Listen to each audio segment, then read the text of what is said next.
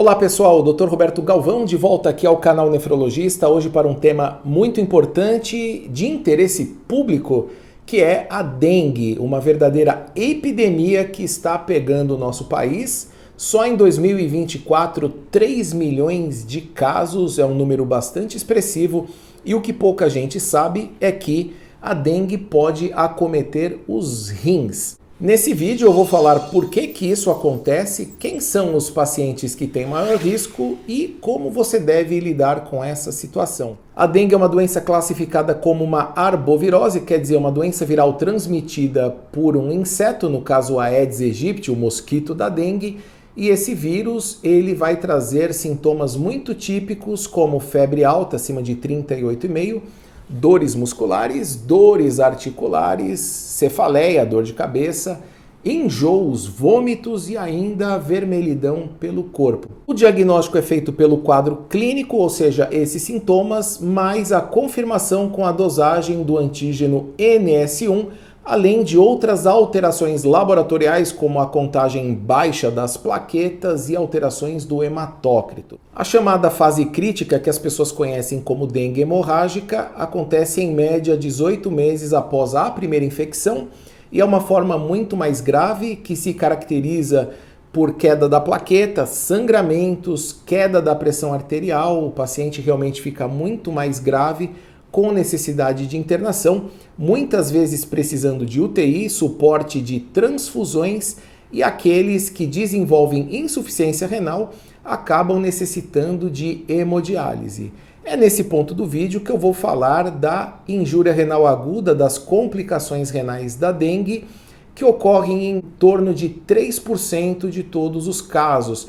E para você que está em casa vendo esse número deve estar pensando, poxa, mas 3% não é tanto assim. Só que a gente precisa lembrar daquele fenômeno matemático semelhante que aconteceu na pandemia da Covid, que quando você tem muitos pacientes sofrendo uma mesma doença ao mesmo tempo, o número de complicações também vai acabar sendo alto. 3% de 3 milhões de casos de dengue são cerca de 90 mil pacientes com algum tipo de complicação renal. E por que ocorrem tantas complicações renais? Ocorrem principalmente pela queda da pressão arterial, seja pela desidratação ou pelos sangramentos, uma ação tóxica direta do vírus sobre os rins. Você ainda tem a chamada tempestade de citoquinas, que também ficou famosa na pandemia da Covid, que é aquele monte de substâncias inflamatórias atrapalhando o funcionamento dos rins. Nós ainda temos a rabdomiólise, eu falei da dor muscular, se o músculo for lesado, ele vai liberar uma proteína chamada mioglobina, que é tóxica para os rins. E, finalmente, ainda alguns mecanismos parecidos com doenças autoimunes. E quais são os grupos de risco para complicações renais na dengue? Eu chamo a atenção para os idosos, os pacientes do sexo masculino, os obesos, diabéticos, pessoas que utilizam drogas nefrotóxicas e ainda os renais crônicos em tratamento conservador, que são aqueles que ainda não fazem hemodiálise. E apesar dessas complicações renais pegarem mais os casos graves de dengue, pessoal, na prática eu tenho visto cada vez mais acometimento renal nos casos mais leves da dengue por conta da epidemia. Quando você tem 3 milhões de casos, tudo pode acontecer. E aqui eu vou dar 2 exemplos de pacientes que eu atendi nesse mês, casos reais. Um deles, uma mulher de 35 anos, que era saudável, não tinha nenhum problema de saúde. O esposo dela marcou uma teleconsulta comigo porque a creatinina saltou de 0,8 para 1,4. E na investigação nós detectamos o vírus da dengue e o vírus da Covid.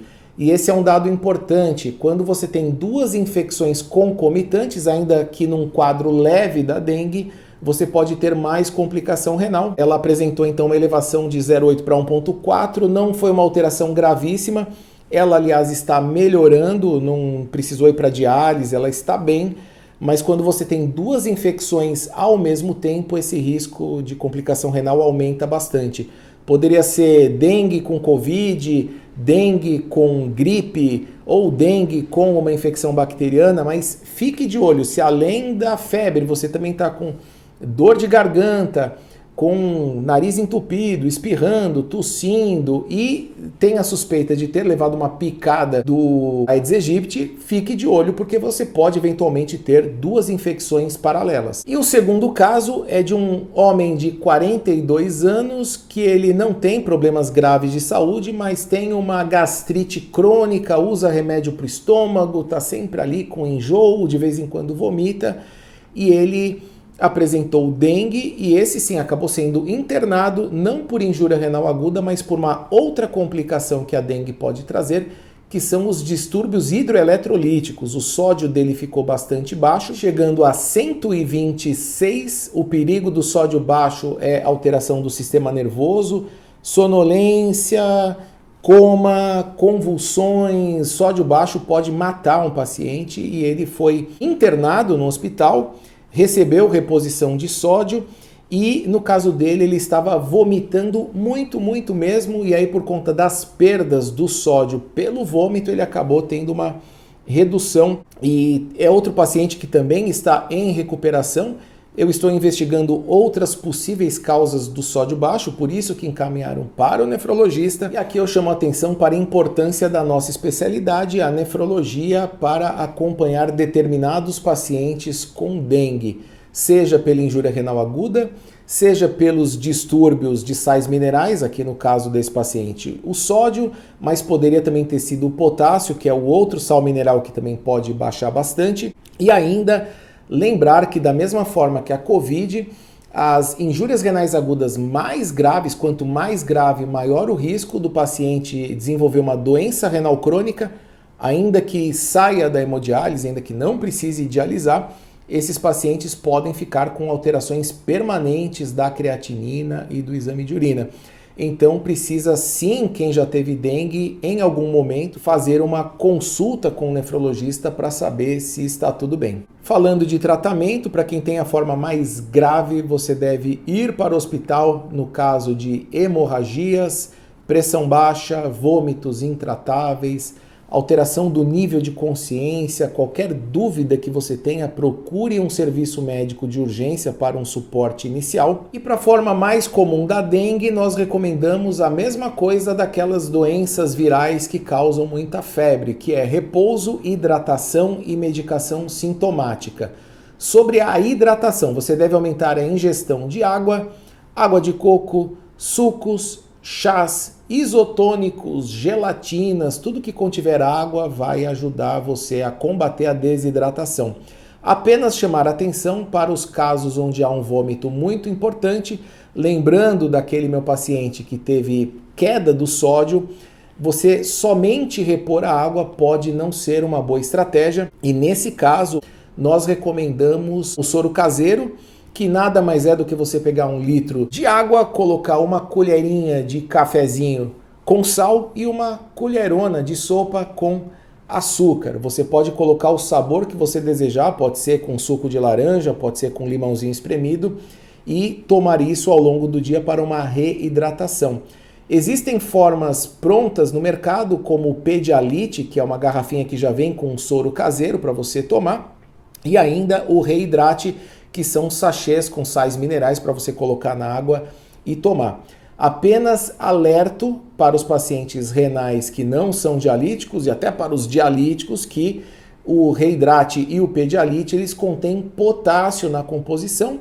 A gente sabe que na dengue o potássio pode cair, mas se você já é um paciente renal que já acompanha com o nefrologista e tem alteração do potássio, não faça uso desses produtos sem antes falar com o seu médico. Quanto à medicação sintomática, para dor e febre é dipirona e paracetamol. Não utilize de forma nenhuma aspirina, ácido acetil salicílico, AS, porque é uma substância que aumenta o risco de sangramento, porque ele inibe a agregação das plaquetas. A dengue já vai causar hemorragia, vai alterar as plaquetas e a aspirina vai piorar ainda mais esse quadro. Não consuma aspirina. O mesmo vale para anti-inflamatórios não esteroidais, como diclofenaco, piroxicam, meloxicam, cetoprofeno. Se você estiver utilizando anti-inflamatório, suspenda imediatamente durante um diagnóstico de dengue, porque o risco de hemorragia é muito alto. E lembrando também que alguns analgésicos inocentes ali vendidos na farmácia, como o Advil, na verdade são anti-inflamatórios, é o ibuprofeno. Tome muito cuidado com o ibuprofeno, também com o naproxeno, que é o Flanax. Muita gente toma como medicação para dor de cabeça e tal, e não sabe que isso é um anti-inflamatório, então tome muito cuidado com isso. E finalmente, para o tratamento dos vômitos, eu pessoalmente gosto muito de uma droga chamada Ondansetron, que tem o nome comercial de Vonal Flash. Tem a vantagem de ser uma droga muito eficaz, poucos efeitos colaterais e de absorção sublingual. Para quem está vomitando, essa é uma grande vantagem. Tem a desvantagem do preço ser mais alto. Mas como a gente está falando aí de um tratamento curto, que não passa de uma semana, de repente pode ser uma boa alternativa utilizar o Vonal Flash. E para quem não tem condições financeiras, pode sim fazer uso das medicações mais baratas, mais antigas, como o Dramin, o Plasil, a Bromoprida, apenas lembrando que são substâncias que atuam no sistema nervoso central, e isso pode trazer algum risco de sonolência, de complicação, principalmente nos idosos e aquelas pessoas que já fazem uso de algum tipo de calmante, antidepressivo. Tirando isso, você pode sim utilizar essas drogas mais antigas, só tomando cuidado ali de não abusar, de não usar desnecessariamente. Medicação sintomática é apenas para tratar os sintomas. Você melhorando dos vômitos, melhorando da febre e da dor, você deve interromper o uso dessas medicações. E você aí, já teve dengue, está tratando a dengue ou está com medo de contrair dengue? Deixe suas dúvidas aqui nos comentários. Se você gostou desse conteúdo, não se esqueça do like, da inscrição no canal e compartilhe os nossos vídeos com seus amigos em redes sociais, grupos de WhatsApp. Volto em breve com um novo vídeo. Um grande abraço.